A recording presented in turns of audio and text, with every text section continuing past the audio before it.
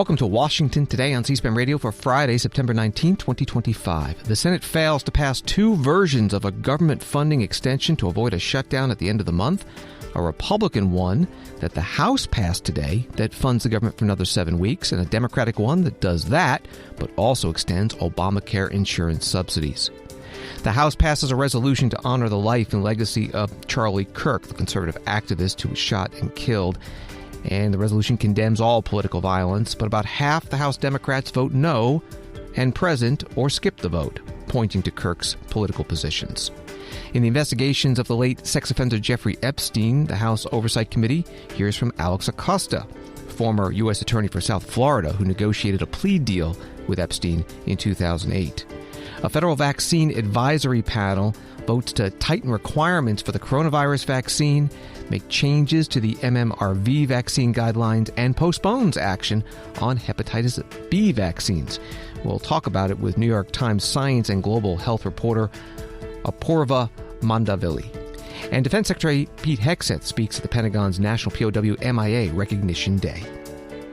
NBC News writes the Senate voted Friday to block dueling Republican and Democratic proposals to keep the federal government funded on a short-term basis, raising the chances of a shutdown at the end of the month. The Republican plan, which passed by GOP-controlled House by a vote of 217 to 212 earlier Friday, fell short of the 60 votes needed to break a filibuster in the Senate. The vote was 44 to 48, with Senator John Fetterman of Pennsylvania the only Democrat to vote yes, and Senators Rand Paul of Kentucky and Lisa Murkowski of Alaska the only Republicans voting no. A competing Democratic plan also failed to clear the 60-vote threshold. That vote was 47 to 45 along party lines, with 7 senators, all Republicans, missing the vote. Reporting from NBC News. The Senate Majority Leader John Thune, Republican of South Dakota, spoke at a news conference after the votes. Clearly, we had a couple of votes today, neither of which succeeded, but this isn't the last vote that we're going to have on keeping the government open. There will be an opportunity for Democrats to vote on a bill that has already passed the House of Representatives, that when passed in the Senate can go to the President's desk and fund a continuing resolution to keep the government open and give us another 7 weeks or so to complete the appropriations process. We think that's the right way to do this. There were 13 such opportunities the Democrats had when President Biden was in the White House, where we did short-term, clean, continuing resolutions. The suggestion by the Democrats that somehow they ought to be able to hijack a continuing resolution to attach $1 trillion of policy and cut things that we just funded a short few weeks ago, like rural hospitals, is completely out of any sort of historical context of what continuing resolutions have been used for in the past.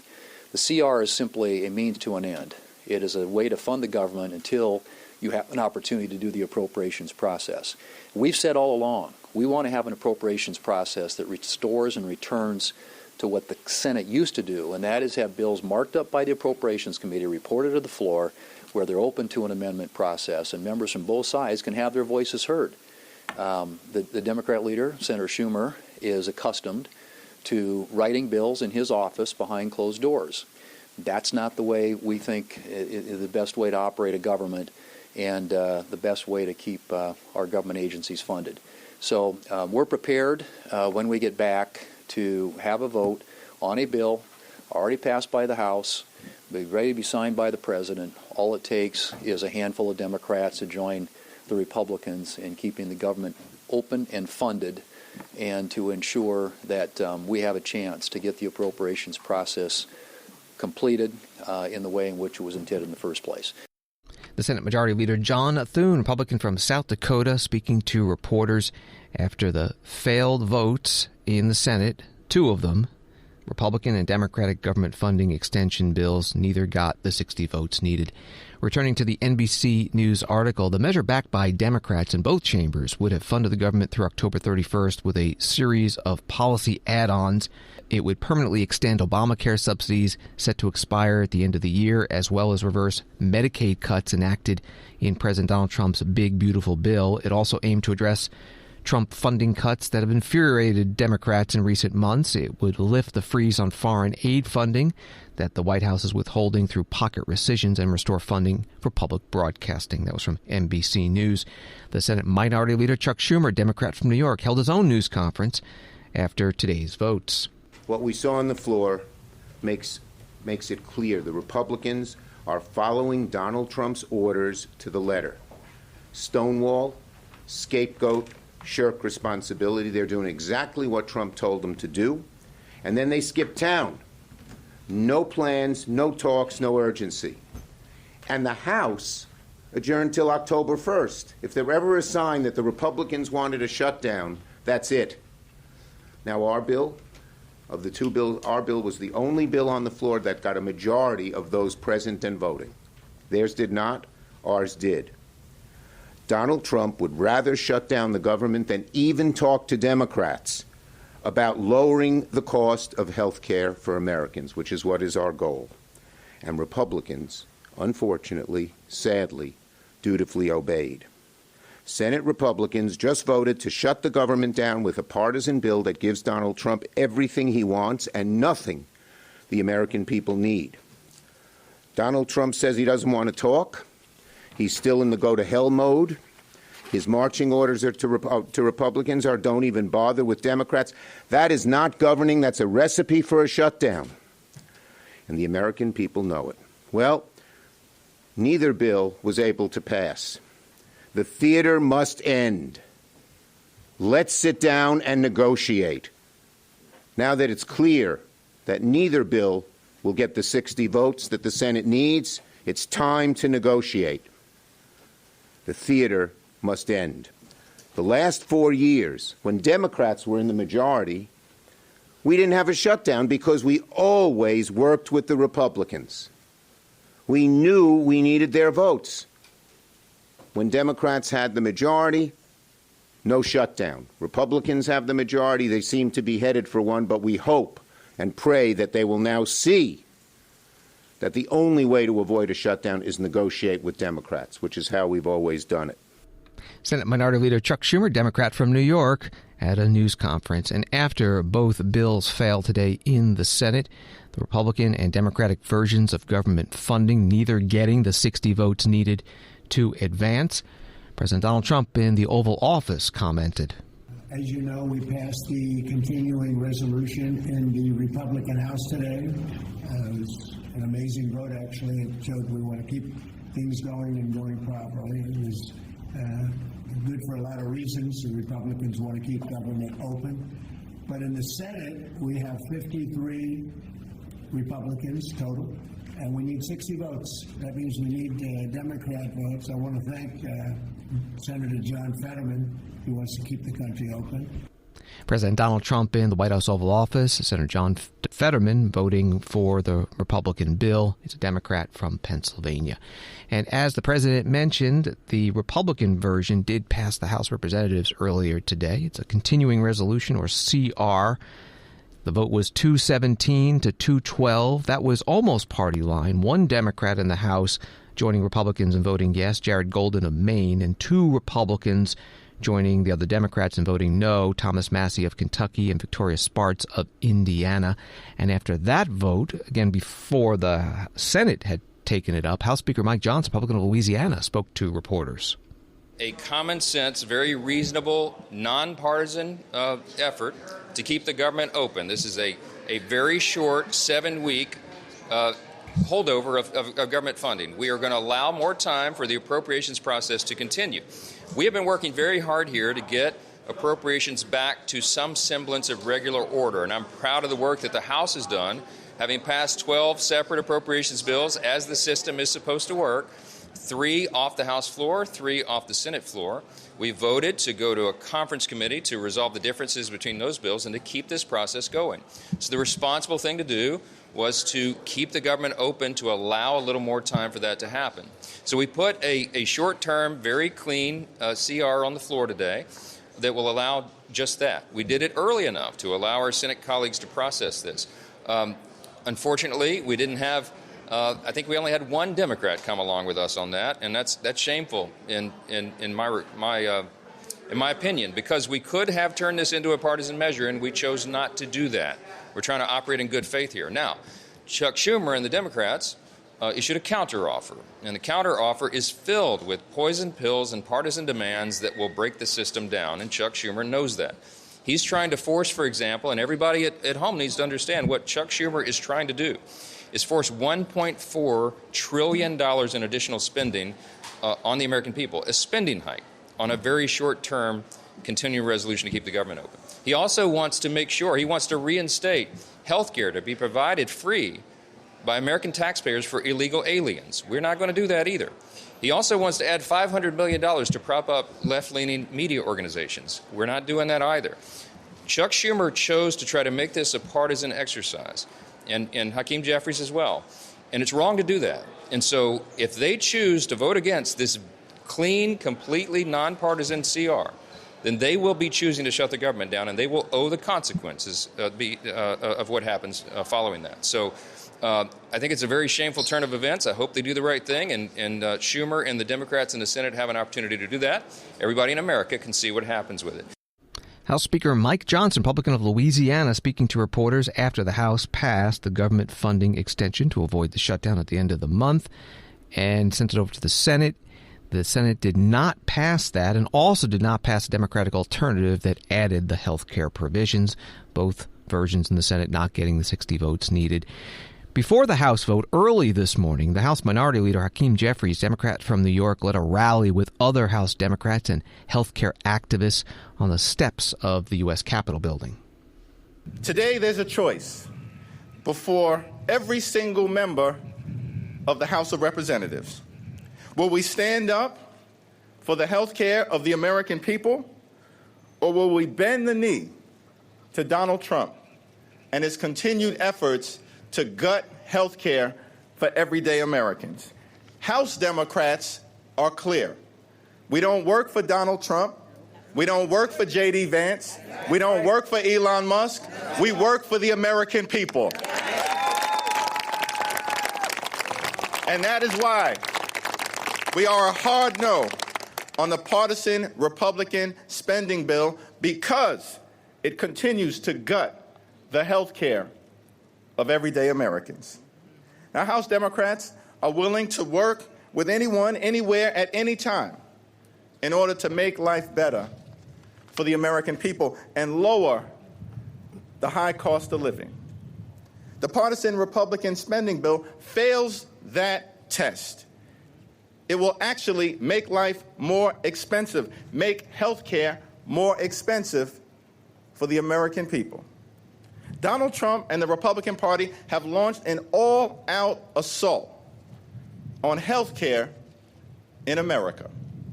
Republicans have slashed Medicaid with the largest cut in history. Republicans are dramatically raising premiums, co-pays, and deductibles for tens of millions of Americans. Republicans are forcing hospitals, nursing homes, and community-based health clinics to close all across the country, including in rural America. Republicans have set in motion a $536 billion cut to Medicare. And Republicans are cutting off funds for medical research, even for children with cancer. It's unacceptable, unconscionable, un-American, and Democrats are not going to stand for it at all. U.S. House Minority Leader Hakeem Jeffries, Democrat from New York, on the steps of the U.S. Capitol with other House Democrats and activists early this morning before the House did pass a Republican version of a government funding extension to prevent the shutdown at the end of the month, sending it over to the Senate. And the Senate took 2 votes, one on the Republican bill, on another one on the Democratic alternative that he was talking about that would include health care provisions. And in the Senate, each of those fell short of the 60 votes needed. The Hill writes, Republican leaders told House members Friday not to return to Washington until after the funding deadline expired, canceling scheduled votes for September 29th and 30th. That gambit gives Senate Republicans the ultimatum of reconsidering the House-passed continuing resolution or triggering a shutdown. That was from The Hill. Wall Street today, the Dow up 172, NASDAQ up 160, S&P up 32. From NBC News, President Donald Trump said that he had made progress on several issues with Chinese leader Xi Jinping in a call Friday morning, including on the approval of a TikTok deal, and that he plans to meet with Xi in person in November and in China early next year. Trump summarized their conversation, which White House officials said began at 8 a.m. Eastern, in a Truth Social post in which he said he appreciates the TikTok approval but stopped short of announcing any kind of finalized deal. As expected, the call also appeared to touch on the ongoing trade war between the world's two largest economies. Trump said he agreed with Xi that they would meet at the APEC summit in South Korea, that Trump would go to China early next year, and that Xi would eventually come to the U.S. That was from NBC News. And then late in the day, while he was taking questions in the White House Oval Office, President Trump was asked about the call and TikTok. Mr. President, your call this morning with President It was great. I had a great call with President Xi, and as you know, he approved the TikTok deal, and we're in the process. We have some great investors, some of the biggest in the world, American investors, great people, and we look forward to getting that deal closed. Is it fully approved? The Chinese statements didn't necessarily indicate that. I think so. I mean, when you say fully approved, I don't know what that means. We have to get it signed. I guess there could be a formality. I found his word to be very good. President Xi and I had a long talk. We talked for almost 2 hours, and started at 8 o'clock in the morning. And I think it was a very good talk. We talked about trade. We talked about war. We talked about a lot of things. We talked about Russia, Ukraine, obviously, and Gaza. Talked about a lot of subjects. It was a long call. It was a good call. We have a very good relationship. But the TikTok deal is well on its way, as you know, and the investors are getting ready. And I think China wanted to see it stay open, too. They wanted to see it. And I can tell you the young people in our country wanted to see it stay open very badly because, and if you take a look at my numbers, no Republican has ever done anything like we did. We got massive numbers of youth vote. And by the way, helped very much by Charlie Kirk. So Charlie was very much in favor of TikTok. He liked TikTok. And he said, you know, you should use it. And other people said that too, and I used it. And I don't know if I have I think I set records. I looked at numbers that are phenomenal. We'll pass them out to you. And it had probably a pretty big effect on the election. President Donald Trump answering reporters' questions in the White House Oval Office. CNBC, writing the Federal Reserve Governor Stephen Miron told CNBC on Friday that he spoke only briefly to President Donald Trump before this week's interest rate decision and was not pressured on how to vote. Miron, who voted against the 0.25 percentage point reduction in favor of a move twice that size, said he made his decision independently. Again, reporting from CNBC, Stephen Miron was confirmed by the Senate earlier this week, and he has taken a leave of absence as chair of the White House Council of Economic Advisors to serve as Fed governor for a couple of months, completing a term of a governor who resigned. Here he is on the network. Have you spoken to the president since you've been confirmed as Fed governor? He called me Tuesday morning to congratulate me, and that was it. So did you talk to him about how you would vote? No, I did not. I did not talk to him about how I would vote. I did not talk to him about my dots in the statement of economic projections. And you haven't talked to him since? No. I mean, these are important questions we're asking now because folks are wondering about the independence of the Fed. Should folks be concerned about that? No, I mean, look, I will do independent analysis based on my interpretation of the data, based on my interpretation of the economy, and that's what I will do, and that's all that I will do. Like I said, the president called me to say congratulations. He didn't ask me to do any particular actions. I didn't commit to doing any particular actions. I put down my dots based on my economic analysis, and that's what I will continue to do. Federal Reserve Governor Stephen Miron on CNBC. He also spoke in the interview about why he dissented this week on the 0.25 point cut in interest rates, instead seeking a 0.5 point cut. I don't see any material inflation from tariffs. I see no evidence that it's occurred. In my opinion, if you look at import-intensive core goods, they've inflated at no faster a rate than overall core goods, which is not what you would expect to see if you thought tariffs were driving inflation higher. You'd think imports would be differentially inflating at a higher pace. The second thing I'd say is that there's no discernible trend difference between core goods inflation in the United States versus that in other countries. And again, if I thought that tariffs were driving any material inflation in the United States, I'd look for evidence the United States somehow stuck out. But it's not just tariffs, right? We still have inflation that is above the Fed's target. So you can understand why most of them wouldn't be that excited about cutting further with that kind of scenario. No, of course. And again, I have a differentiated view. In my opinion, the changes in border policy in recent years have been significant inflation drivers. And think about it this way. The supply of shelter, the supply of homes is relatively fixed in the short run. You can't just, pick houses off trees. They take a while to be built. And when you have big population shocks, it moves around the price of shelter. If you add millions of new immigrants into a country in a short period of time, it's going to drive shelter prices up. And then if you close that border and then you have negative net migration, and there's been reports thus far that 1.5 million migrants have left the United States just in the first half of the year this year. And so that's going to have a very disinflationary effect. And so I'm expecting that to exert quite a lot of disinflation. Federal Reserve Governor Stephen Miron on CNBC today. And this is Washington Today on C-SPAN Radio. Republican Senator Ted Cruz, writes CNN, on Friday denounced Federal Communications Commission Chair Brendan Carr's threats to pull ABC's broadcast license as unbelievably dangerous and compared some of his rhetoric to mafioso tactics. In an episode of his podcast, Verdict with Ted Cruz, released on Friday, the Texas Republican said he was thrilled Jimmy Kimmel was pulled off the air by ABC over his comments about conservative influencer Charlie Kirk, but he said he strongly disagreed with the government policing speech, asserting it could come back to bite conservatives when Democrats retake power. That was from the CNN article. Here is Senator Ted Cruz on his podcast. He threatens explicitly, we're going to cancel ABC's license. We're going to take him off the air so ABC cannot broadcast anymore. And I got to say, he threatens it. He says, we can do this the easy way, or we can do this the hard way. Yeah. And I got to say, that's right out of Goodfellas. That's right out of a mafioso coming into a bar going, nice bar you have here. It'd be a shame if something happened to it. And I got to say, look, I understand. Jimmy Kimmel has mocked me so many times I cannot count. The corporate media, they are dishonest. They are liars. I hate what Jimmy Kimmel said. I am thrilled that he was fired. But let me tell you, if the government gets in the business of saying, we don't like what you, the media, have said, we're going to ban you from the airwaves if you don't say what we like, that will end up bad for conservatives. It reminds me of, you and I are both fans of The Lord of the Rings, J.R.R. Tolkien. It reminds me of like the Ring of Power. And it is so attractive. It's sort of like conservatives saying, wait, if we have government, we have power. Yeah. We can ban the media. Let me tell you what will happen. Going down this road, there will come a time when a Democrat wins again. Wins the White House. They will get rid of every talk show host in America that's a conservative. They'll get rid of every podcast. They'll get rid of everybody on YouTube. They will silence us. They will use this power, and they will use it ruthlessly.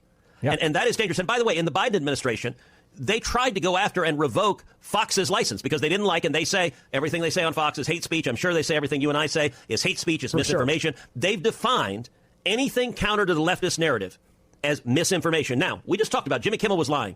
But you know what?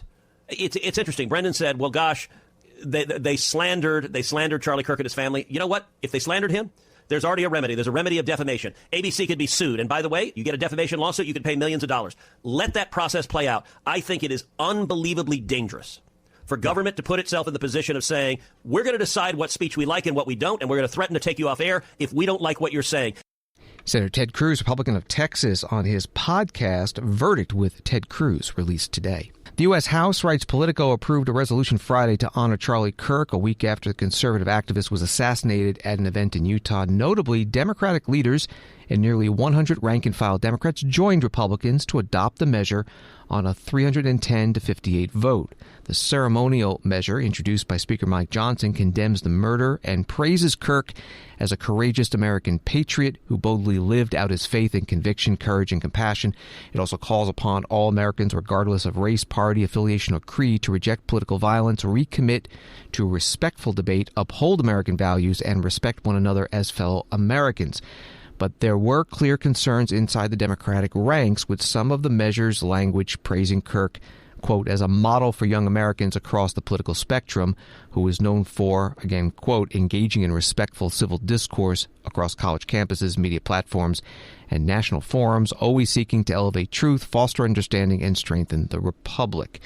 That's reporting from Politico. House Speaker Mike Johnson spoke to reporters after the vote about the 58 Democrats who voted no, 38 who voted present, and 22 who did not vote at all. We passed a resolution to honor the life and legacy of Charlie Kirk, my late friend, the friend of so many in this chamber, and we called out political violence in America. In fact, I want to read with you the final line of this resolution because I think it's something that the American people are eager to hear. It says this, quote, "The House of Representatives calls upon all Americans to reject political violence, recommit to respectful debate, uphold American values, and respect one another as fellow Americans."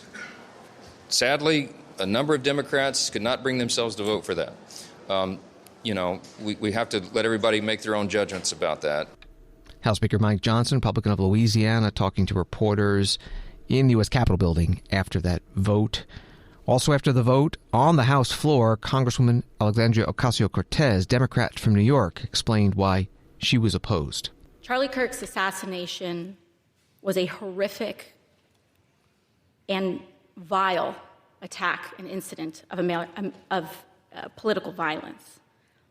And condemning the depravity of Kirk's brutal murder is a straightforward matter, one that is especially important to help stabilize an increasingly unsafe and volatile political environment where everyday people feel more at risk. We can deeply disagree and come together as a country to denounce the horror of this killing. And it is not a license for the abuse of power and whitewashing of American history. Today's resolution only underscores the majority's recklessness by choosing to author this condemnation and honoring on a purely partisan basis, instead of uniting Congress in this tragedy with one of the many bipartisan options to condemn political violence and Kirk's murder, as we did with the late Melissa Hortman. Instead, the majority proceeded with a resolution that brings great pain to the millions of Americans who endured segregation, Jim Crow, and the legacy of bigotry today. We should be clear about who Charlie Kirk was. A man who believed that the Civil Rights Act that granted Black Americans the right to vote was a mistake. Who, after the violent attack on Paul Pelosi, claimed that, quote, some amazing patriot, unquote, should bail out his brutal assailant. And accused Jews of controlling, quote, not just the colleges, it's the nonprofits, it's the movies, it's Hollywood, it's all of it, unquote. Congresswoman Alexandria Ocasio-Cortez, Democrat from New York, on the House floor. The vote on the resolution put forth by the Republican majority honoring the life and legacy of Charlie Kirk and condemning political violence passed 310 to 58. The 58 noes came from Democrats. Also, 38 Democrats voted present. Miami Herald writes Alexander Acosta, the former U.S. attorney in Miami who gave Jeffrey Epstein and an untold number of his co-conspirators immunity for sex trafficking dozens of underage girls, defended his decision not to prosecute Epstein during a closed-door congressional hearing Friday.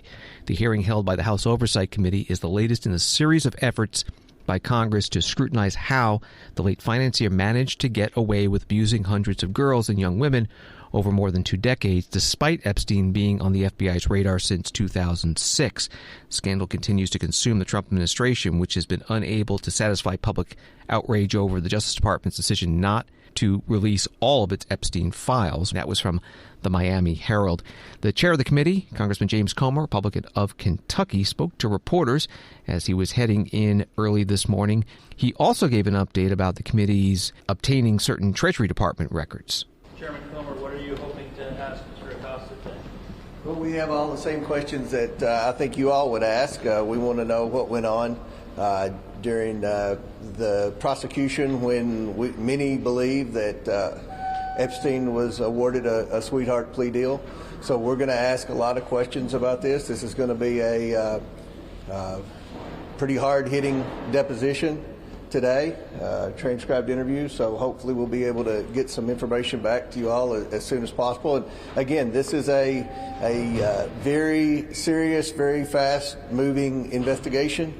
We want it to be bipartisan, so we're going to continue. Let me give you an update. We've talked to the Treasury. We have the suspicious activity report coming into our possession.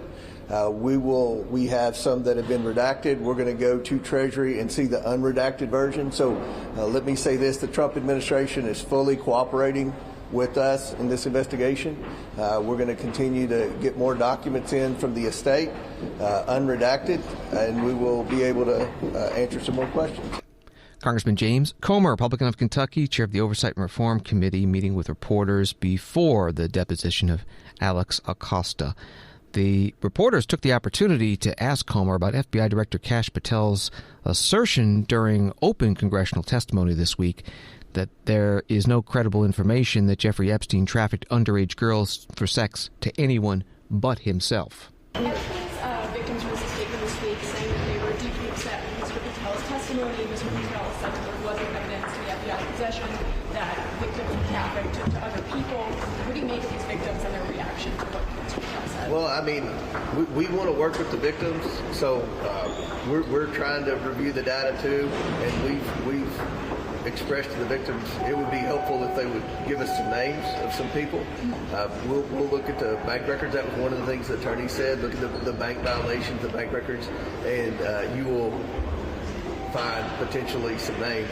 Right now, there haven't been any names that have emerged other than press reports. The documents haven't showed that.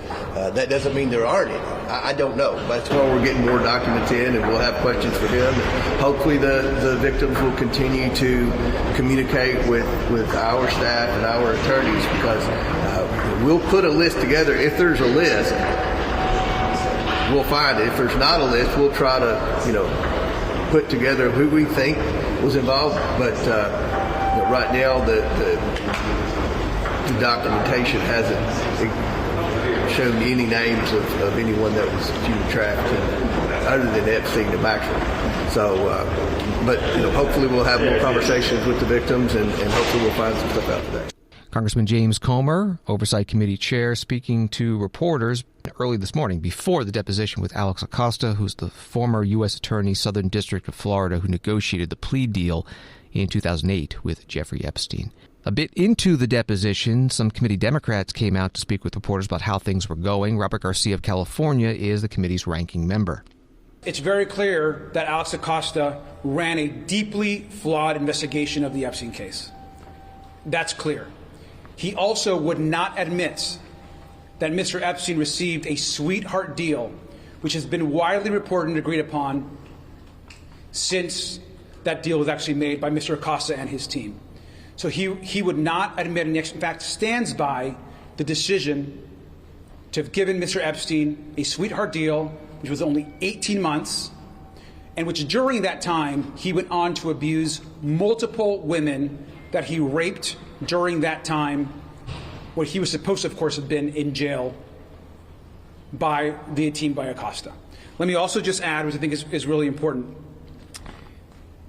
In his questioning, he also agreed and stood by those decisions and would not claim any responsibility to the victims, and in fact said and was admitted that he had no knowledge of what happened to those victims, even to this day. When asked directly if he actually knew that people were being abused, that women were abused during that time, he would not admit that he knew that information and actually refused to acknowledge the victim. Congressman Robert Garcia, Democrat from California, the Oversight Committee ranking member, standing with other Democrats on the committee outside that closed deposition with Alex Acosta. From a Politico article, Democrats also said that Acosta on Friday evaded questioning about whether the plea deal with Epstein ever came up when he was being vetted to join the first Trump administration. He was Labor Secretary. Congressman James Comer, Oversight Committee chair, Republican, offered reporters a different takeaway from the first portion of Acosta's interview, saying Democrats' focus on Trump during the interview took away from more substantial questioning. He said they were battering around so many questions about Trump, the members were talking over each other. That was from Politico. Washington Today continues in a moment. Past president, why are you doing this? This is outrageous. This is a kangaroo court. This fall, C-SPAN presents a rare moment of unity, Ceasefire, where the shouting stops and the conversation begins.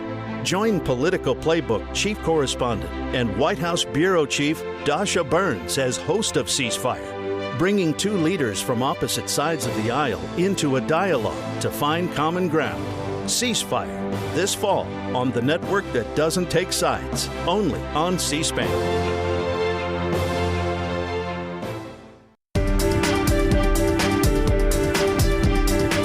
Welcome back to Washington Today, available as a podcast on the free C-SPAN Now mobile app and wherever you get your podcasts. The Advisory Committee on Immunization Practices met today at the CDC in Atlanta to discuss and vote on vaccine recommendations. Apoorva Mandavilli, science and global health reporter for the New York Times, was there and covering it, and she joins us now by phone. Thanks for being with us. So there were some votes on COVID vaccines. What did they decide?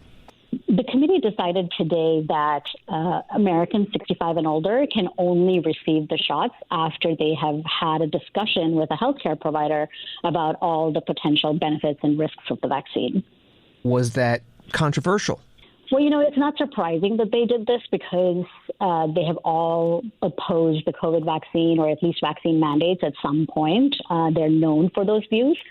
So it's not surprising that they would restrict it. I think they are clearly aligned with Robert F. Kennedy's goals also to restrict use of the COVID vaccine. Mr. Kennedy had already done some of it himself. He said in May that healthy pregnant women and healthy children should not get the shot. And then the FDA had also already restricted the authorization of the shots only for people above a certain age. So this is just extending it a bit further. When we say restrict, there are a couple of levels. We're talking about access, we're talking about heeding recommended advice, and we're also talking about health care coverage. Does this literally mean they cannot get the shot at all? Well, it means that they need to discuss with a provider, which essentially will translate to some sort of a prescription situation in most cases. But what they're saying is that they don't want anybody to be able to just walk into any location and just get it without having been informed of all the risks of the vaccine. These committee members believe very strongly that there are significant risks to the vaccine, and so they want patients to be able to have had that conversation with a provider before they choose to get it. Other vaccines also debated and voted on today, or in one case not voted on, hepatitis B and yesterday MMRV. What happened there? Yeah, where do I begin? Those votes have been extremely confusing. The MMRV vote was not supposed to be a huge deal because it is a combination vaccine for measles, mumps, rubella, and varicella, or chickenpox. And only, some subset of parents opt for that because they don't want to have to get a separate vaccine for MMR, which is the three first diseases, and then varicella separately, fewer injections, fewer clinic visits. So it's just easier in some ways to get this 4-disease vaccine. And there is a small risk of fevers after getting that vaccine because, you are giving multiple antigens. And so the panelists said that they were very worried about this small increase in risk, even though those kinds of seizures are generally harmless and don't cause long-term harm. But I think the panelists weren't convinced by that evidence, and so they wanted to not allow kids under 4 to get that vaccine anymore. And so that's what their recommendation was that children under 4 should not really receive this combination vaccine. What was confusing was that in a vote yesterday, they said that a program that provides vaccines free of cost to about half of American children can still cover the vaccine. And those two votes seem to be contradictory. It was very confusing for everyone involved, including, I think, the members themselves. They seemed like they weren't sure what they were voting for. And so first thing this morning, they voted to reverse that decision. They basically redid the vote and decided that actually, no, they don't want that program, which is called the Vaccines for Children program, to cover the cost of this vaccine for kids under 4.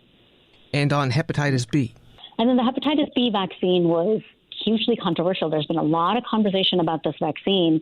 Where the panel was headed was to restrict the use of the vaccine only for babies whose mothers are known to be infected with the virus. This vaccine is given at delivery to newborns. This vaccine is given to newborns, and they wanted basically all pregnant women to be tested, and then the vaccine only given to the babies if their mothers are known to be infected. That sounds great in theory, but what a lot of experts have said is that that recommendation already exists, and yet a lot of women are never tested, either because they don't seek prenatal care or because the test gives a false negative or because they were really recently infected and so they don't have the antibodies that the test would pick up, any number of reasons, and maybe they don't get the test results in time. And so what they have said is that they already had this sort of approach, didn't work, and so they had to move to this universal recommendation where essentially every newborn is vaccinated. And we've had so many opinions on this debate. We've had lawmakers. We had Senator Rand Paul saying we don't need the vaccine for every child. We've had Senator Bill Cassidy, who's actually a liver expert, saying, yes, we do, and this is why, because hepatitis B is a horrible disease that can really harm kids and lead to their death.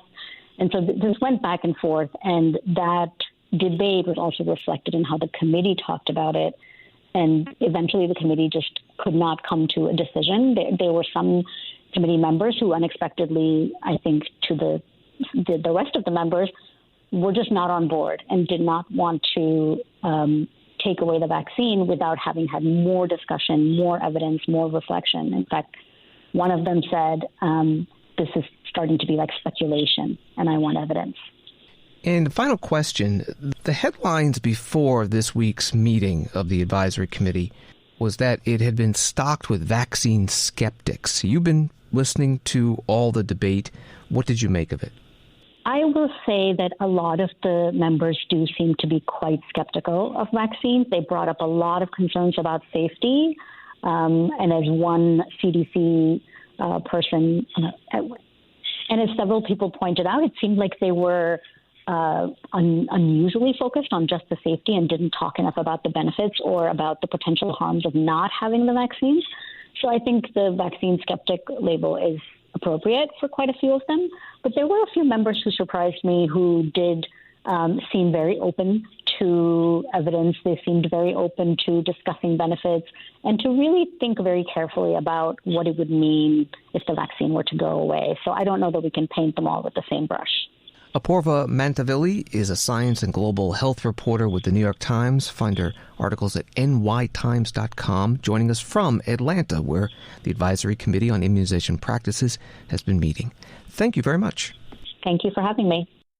And Associated Press reporting on this from Atlanta. Health Secretary Robert F. Kennedy Jr.'s new vaccine advisors added confusion Friday to this fall's COVID-19 vaccinations, declining to recommend them for anyone and leaving the choice up to those who want a shot. Until now, the vaccinations have been recommended as a routine step in the fall for nearly all Americans who wanted them, just like a yearly flu vaccine. In a series of votes Friday, advisors to the Centers for Disease Control and Prevention took the unprecedented step of not recommending them even for high-risk populations like seniors, instead deciding that people could make individual decisions. The panel also urged CDC to adopt stronger language around claims of vaccine risks despite pushback from outside medical groups.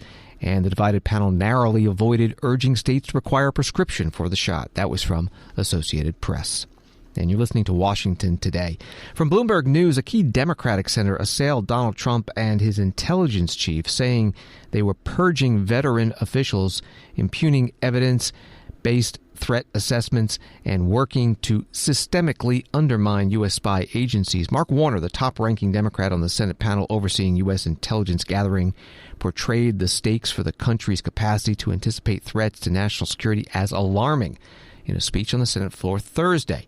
That's the report from Bloomberg News. Senator Warner followed that up with an interview today on that subject at George Mason University in Arlington, Virginia. Do I have a smoking gun that says, I know that intelligence has been corrupted? But if I would say no, but do I say, can you look at the pattern of behavior where people are having their jobs interfered with if the analysis doesn't meet whatever is the presidential moment or view from the White House at that moment? And will that have an effect? I believe absolutely, because I have had conversations with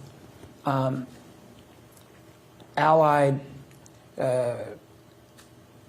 agency heads in their ICs saying, in effect, what the hell is going on?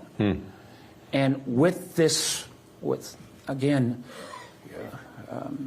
Ms. Gabbard's oftentimes appearance on Russian television, with Ms. Loomer's, I have no idea which political vantage point she's coming from, but would you share your most classified information with the United States at this point in terms of what's happening with the Ukraine-Russia war? Particularly when we've had, and this has been all in the press, and on and off again about whether the funds that have been committed to Ukraine by the American people that have been voted on by Congress are put on hold at various times for no reasons, where there is an on again, off again about how much intelligence we will share, whether it's within the 200-kilometer envelope outside the front line or beyond. The Ukrainians' frustration, at least at a private level, obviously, we've seen how the president treated President Zelensky that one time at the White House. But, the Ukrainians have done a remarkable job. And for any president who feels like the war in Ukraine doesn't matter to the UK or doesn't matter to the US, one, hasn't read history. Two, remember Donald Trump said he would settle the Ukraine-Russia war day one. We are now about 9 months in, and Russia has played President Trump, I think, remarkably well. Russia is grinding away. And if anything, the guy that was supposed to stop the war day one, we now have Russia consciously or unconsciously sending mass number of drones into Poland. And any person who believes that Vladimir Putin will be satisfied with simply taking Ukraine and not thinking about the Baltics or Poland or reconstituting the old Soviet Union, I think is not a very good student of history or not a very good student of Vladimir Putin.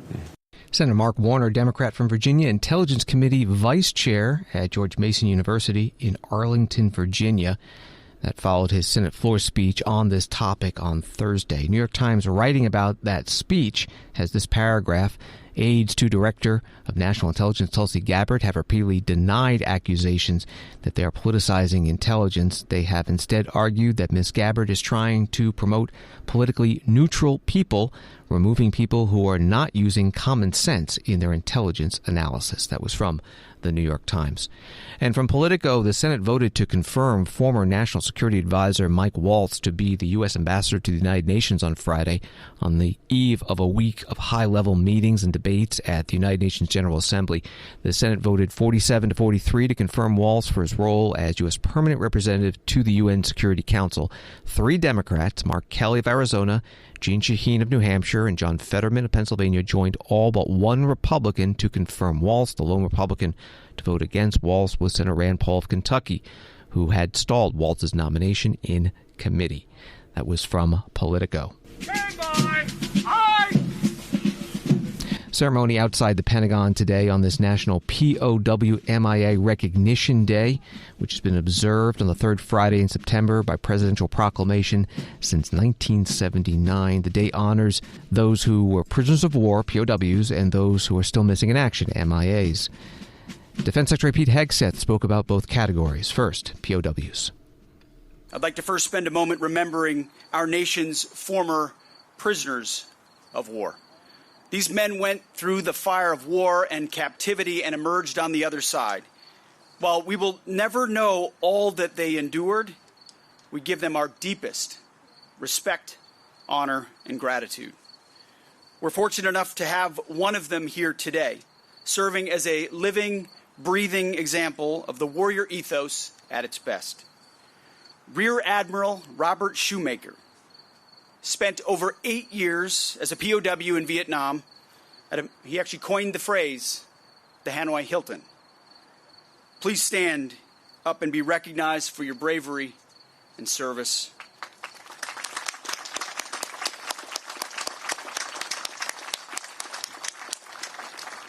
Thank you, Admiral. I hope someday my kids and grandkids come to understand what that would take. The sheer courage, the fortitude it would take. Most Americans, I can't fathom. But we have such men.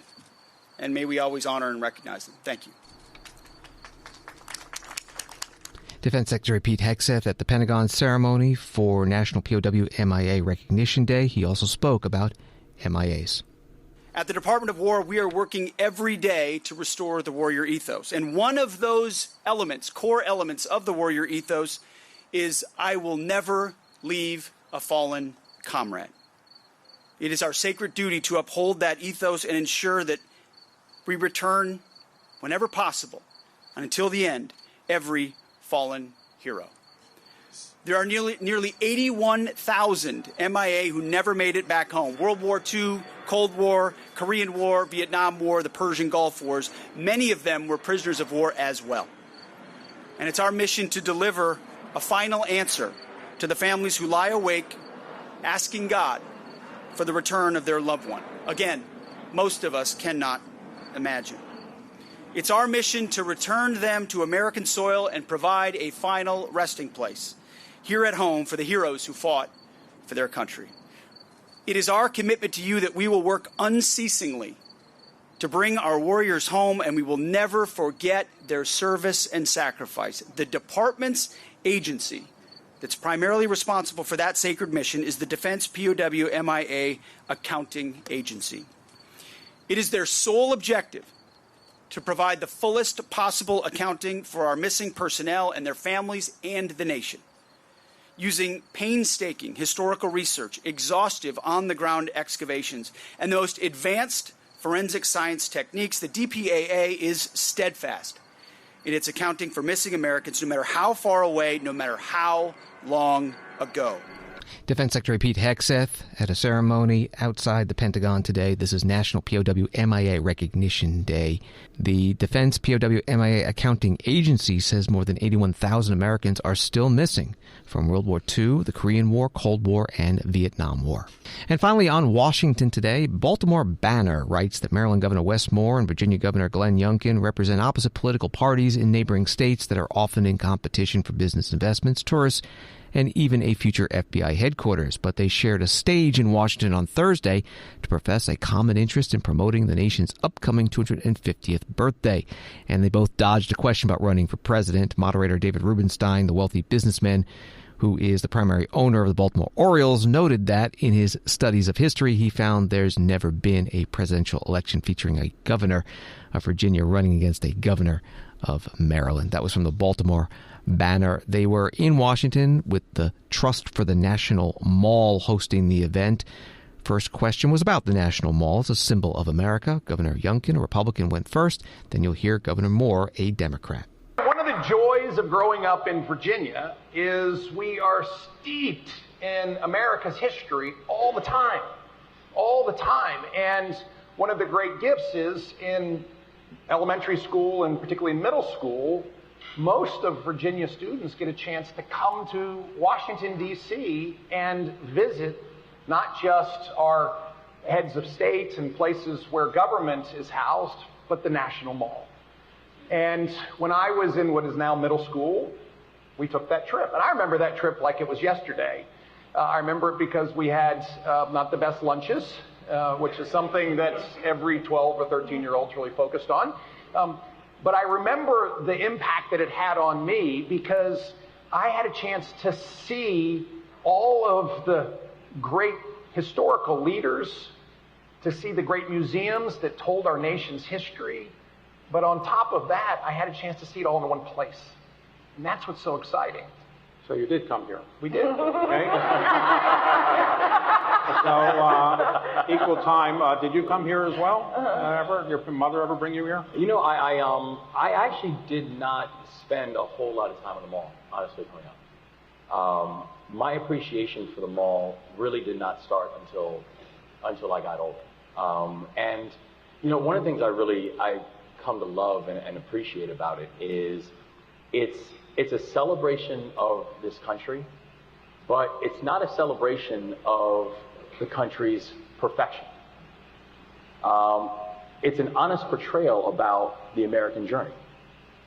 You know, I love the fact that the mall is a place where, you know, we can talk about people and celebrate people who did heroic actions at a time when our country was really struggling with itself, struggling with others, but how it's a celebration of people who just reflect the fact that, you know, that when you think about in America's most complicated moments, there was really two things that have gotten us through, and that's God's grace and heroic actions, heroic leadership. That's it. And so, you know, one of the things I really came to appreciate about the mall as I got older is that, you know, that this is a place that can have an acknowledgement of the Vietnam War and our Vietnam War veterans. That this is a monument that can have, have a tribute to Abraham Lincoln, our leader during the middle of a brutal civil war. That this is a place that can have a tribute to Dr. Martin Luther King Jr., a person who helped to lead this country when, during a time, and in many cases, and still many times right now, where the racial history of the U.S. is still being pressure tested. And so it's one of the things that I did not have a full appreciation and a full love of the mall until I was able to really appreciate why it's so important. Governor Wes Moore, a Democrat from Maryland, and before that, Governor Glenn Youngkin, Republican of Virginia, at an event hosted by the Trust for the National Mall on Thursday, part of C-SPAN's coverage of America 250, with the U.S. celebrating its 250th birthday in 2026. The program also had the two governors' spouses, Dawn Moore and Suzanne Youngkin. This is Washington Today, and thank you for listening. Sign up for C-SPAN's evening newsletter word for word to get the stories making headlines in Washington. Subscribe at cspan.org/connect. Have a good night and weekend.